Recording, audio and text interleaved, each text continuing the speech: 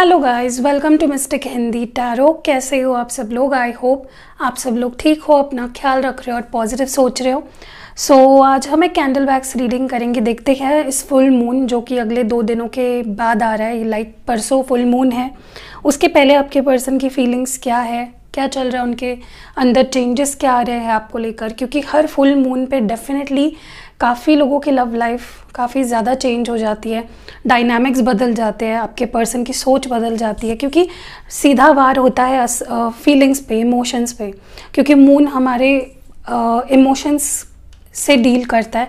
तो कहीं ना कहीं डेफिनेटली आपके पर्सन के इमोशंस पे कुछ ना कुछ असर ज़रूर पड़ा होगा। तो चलिए देखते हैं। Okay, let's light the candle.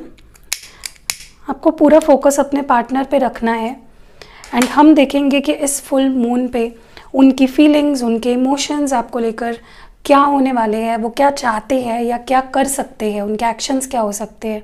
उसके पहले, मतलब फुल मून के पहले उनकी फीलिंग्स क्या है।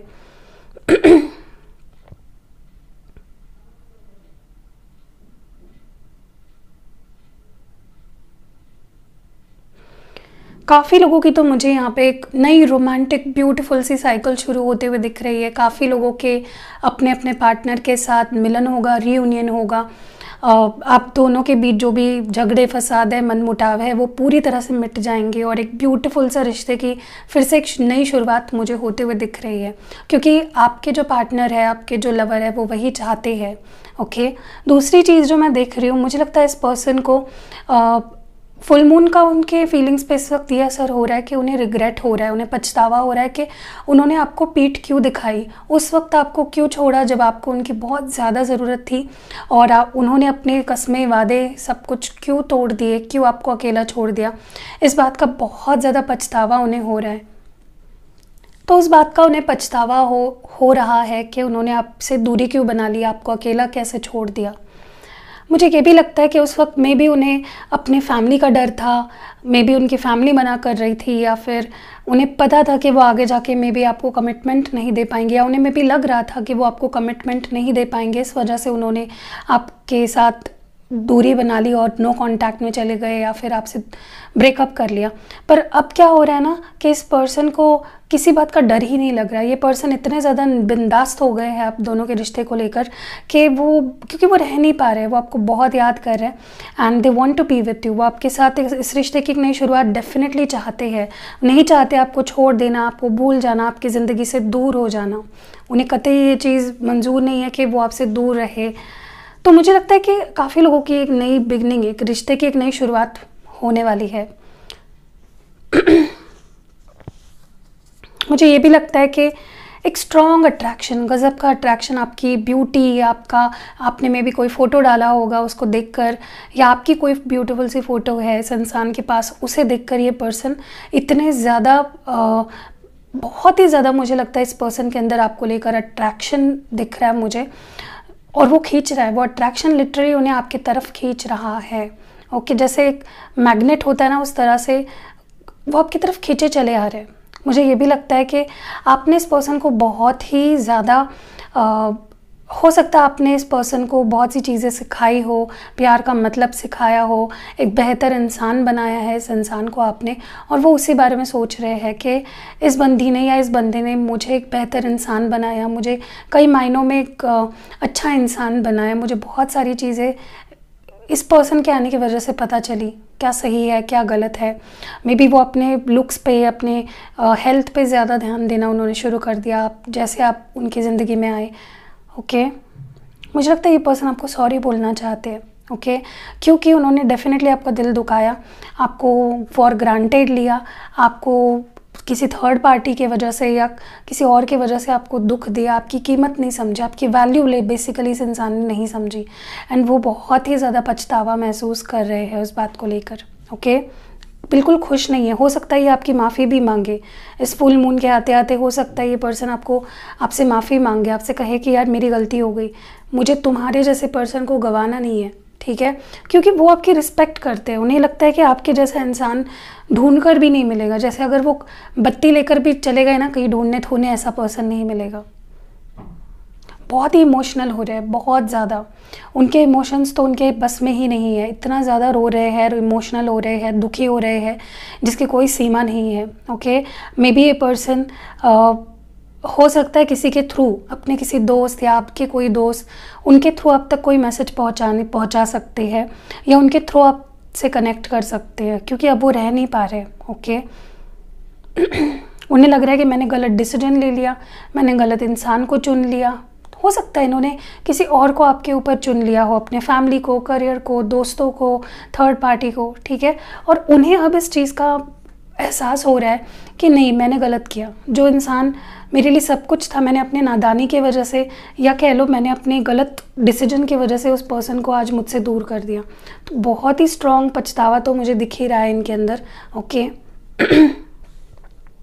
बाप रे बाप, कितने जलते हैं ये पर्सन। ये बिल्कुल देख नहीं सकते आपको किसी और के साथ, क्योंकि उन्हें लगता है कि आप उन्हीं के साथ बेहतर दिखते हो, आप उन्हीं के साथ बेस्ट, आपकी जोड़ी उन्हीं के साथ सबसे उभर के आती है।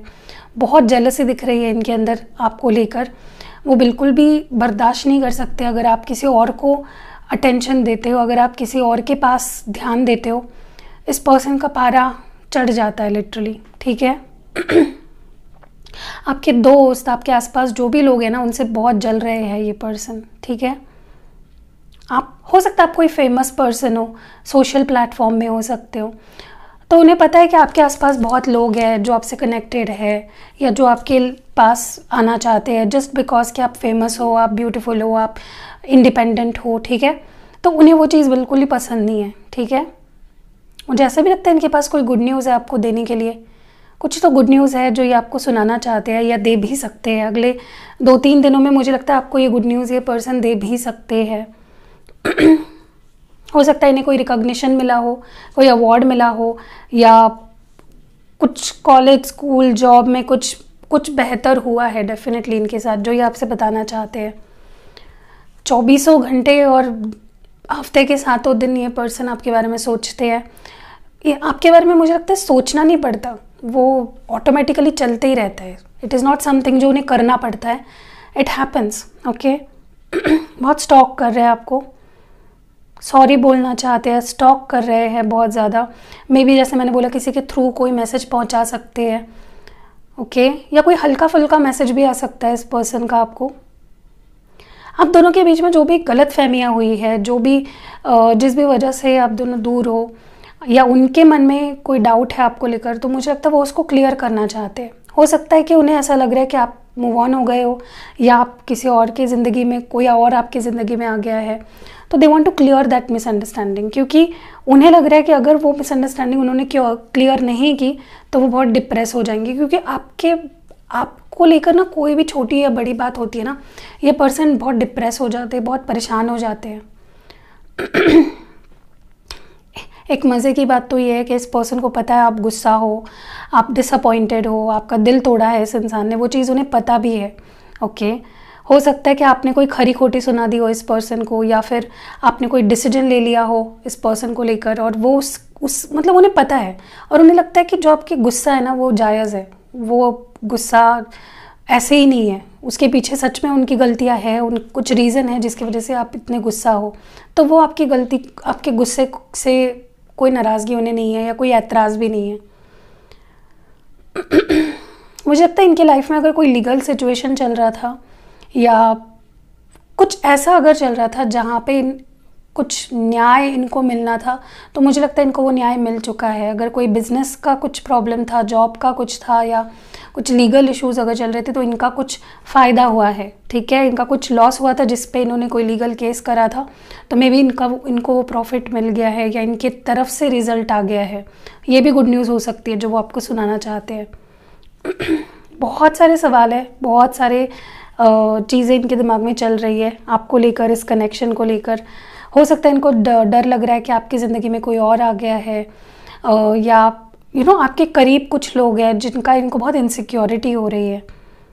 तो बहुत सारे सवाल उठे हैं इस पर्सन के दिमाग में, और वो उन सवालों के जवाब ढूंढना चाहती है। ये पर्सन पता है कैसे है, अगर इनके दिमाग में कुछ बातें चली और वो क्लियर नहीं करी जाए तो इनको बहुत रेस्टलेसनेस, बेचैनी होती है जब तक वो चीज़ क्लियर नहीं हो जाती।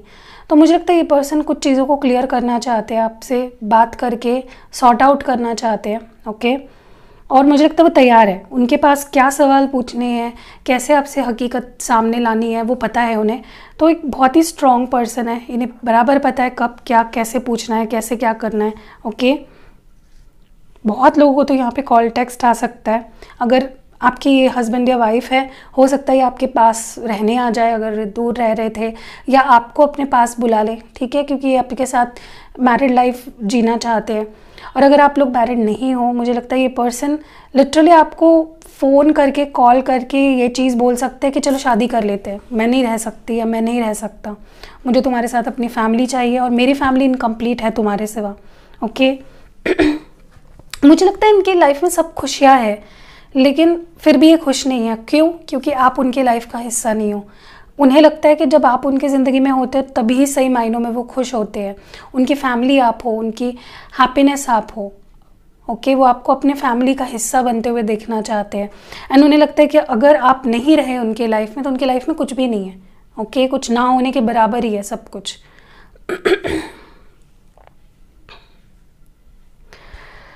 मुझे लगता है इस पर्सन ने ना कई बार आपको ये बोला भी होगा पास्ट में कि जब भी वो ड्रीम कर देखते हैं एक अच्छे लाइफ पार्टनर का, कि मेरा लाइफ पार्टनर कैसा होना चाहिए, तो आपकी छवि इस पर्सन की आंखों के सामने आ जाती है कि मुझे मेरा लाइफ पार्टनर ऐसा चाहिए, ठीक है। तो उन्हें बराबर पता है कि उन्हें कैसा पार्टनर चाहिए, और वो आप हो, कैसा नहीं, आप ही चाहिए उनको लाइफ पार्टनर के तौर पे, ठीक है।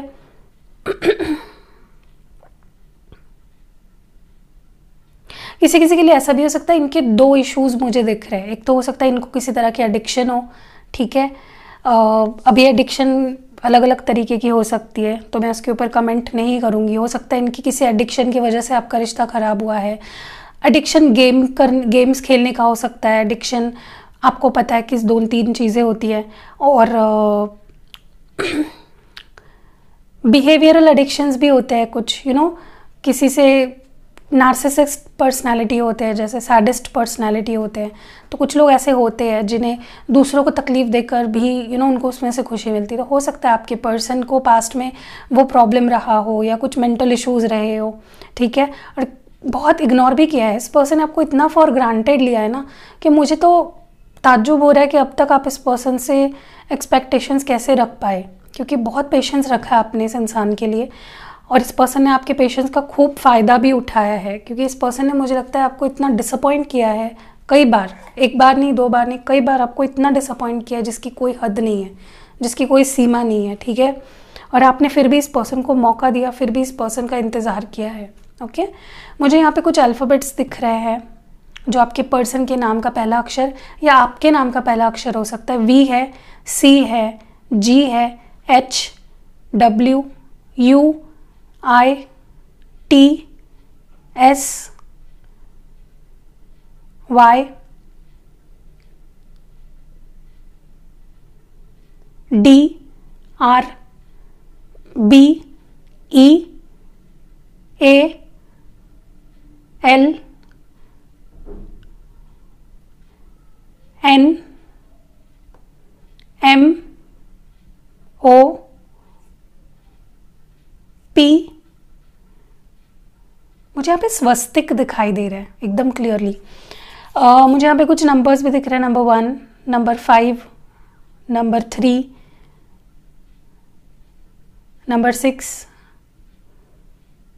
मुझे अल्फ़ाबेट K भी दिख रहा है यहाँ पे, ओके।